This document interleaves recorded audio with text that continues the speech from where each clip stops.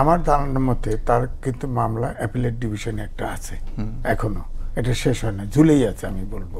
এটা ক্লিয়ার হলে আমার মনে হয় তার আসার সমস্যা নাই। কিন্তু ডক্টর ইউনূস যখন দেশে এসেছিলেন তখন তো তারও মামলা ছিল, কিন্তু এসে সেটা মানে নিষ্পন্ন হয়েছে, তিনি প্রধান উপদেষ্টার দায়িত্ব পালন করছে। এটা তো অনৈতিক।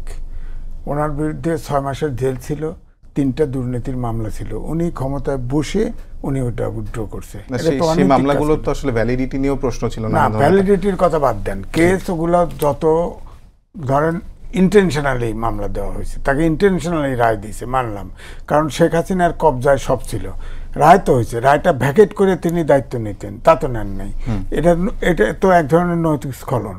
নৈতিক স্খলন হলে তো তার সে সরকার প্রধান হতে পারে না, হয়েছে তো।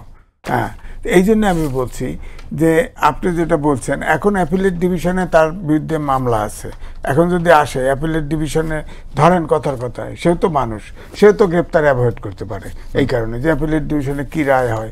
হ্যাঁ, তো সেটা সে দেখার জন্য হয়তো ওয়েট করতে। কিন্তু রাজনীতিকে সবসময় মানে এরকম সেফে থাকাই কি রাজনীতি নাকি আসলে? না, এটা দুরকমই আছে। এখন তো এটা নির্দলীয় সরকার, এখন তো অনেকটা ফ্রি ফল অল, নির্দলীয় সরকার, তার ভিতরে তো জেলে যাচ্ছে মানুষ।